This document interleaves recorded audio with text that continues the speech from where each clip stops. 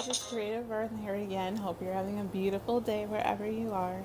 And today I'm going to be doing part two of my series, What to Do with My Hair. And today I'm going to be focusing on high porosity hair. So, if you've done the test to find out that your hair sinks to the bottom and you have high porosity hair, you're probably wondering, okay, so what does that mean? What am I supposed to do with my hair? Do I need to throw everything out, or like what? What am I supposed to do? So, with high porosity hair, again, that means that your hair absorbs moisture and everything very quickly, but it also releases it just as quickly. So, if you're not sealing in your moisture, you're really doing no good to your hair. And with the type of moisture sealants, you want to use thicker oils. So, like castor oil, anything that has a really thick, heavy texture. And don't worry about it weighing your hair down because you don't have low porosity hair, so it's not really going to weigh your hair down. It's what your hair needs to keep in that moisture and that shine. You can also make your own shea butter, whipping it, and there's plenty of videos on YouTube about how to whip your own shea butter. It's pretty simple, and that's really going to help your hair to keep moisture in. And I know a lot of people don't like shea butter because it's very thick and heavy, but for your type of hair, it's going to work well for you if you whip it up and put it in. Another thing is you need to know the type of products that you're using. Are they more so geared for low porosity hair, or like what are they geared for? Now, as far as certain conditioners and things like that, it really doesn't matter so much. One thing that I have realized is lightweight leave-ins are really not going to do your hair that much good on your wash days. If you have like a light spray leave-in, then that's probably something that you want to use to refresh your hair. So like if you put leave-in with some water and some other oils as like a daily refresher spray, that's going to work really well for you as long as you keep sealing the moisture in. But as far as a leave-in that you put in for your wash day, or maybe something that you use every 2 or 3 days, you probably want to use a more heavier textured one.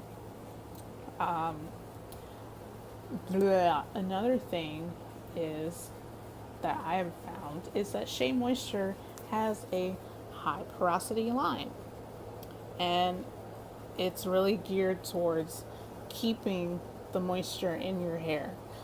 Apple cider vinegar is your friend, and it's one of the recipes that ingredients that they have in here, rather. So apple cider vinegar rinses are going to be good for your hair because it helps to balance the pH of your hair.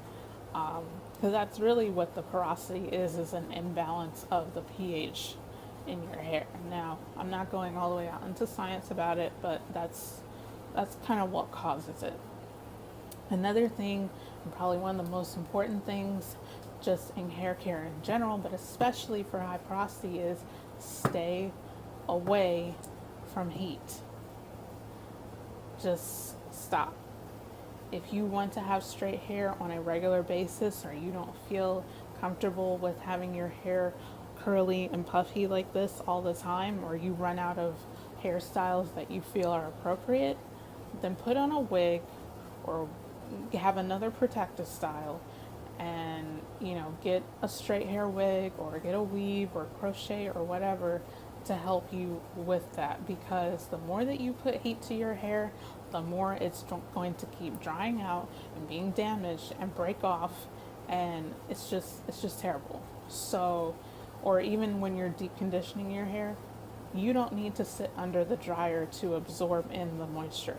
It's better that you just do your deep conditioner and put a shower cap or a plastic bag over your head, and that natural heat that's in there will be just enough. But as far as putting more artificial heat to your hair, you don't need to do that because it's going to hurt your hair more. For low porosity, it's the exact opposite. Their hair type wants more heat to come to their hair. So as far as them putting heat to their hair and everything, it's still not necessarily the best thing, but having heat come to it, it makes their hair shaft open more so that the moisture is able to open, come into their hair cuticle. For us, our hair is already open, it's ready, it's just like, come, I receive you, so we don't need to open it anymore. And finally, be patient with your hair. If you're a new natural, you're not going to get it all the time. I mean, there's plenty of videos and plenty of YouTubers who share their personal stories. And sometimes I get frustrated because I'm like, why is my hair not doing this? But you have to be patient. Everyone is different. It takes time to figure out a regimen that works for you. But these are just some tips that I've learned from my research as well as personal experience that work for those with high porosity hair. So stay tuned for the next episode where I'll be talking a little bit more about low porosity hair, and hopefully that will help you new low porosity hair naturals. Bye guys.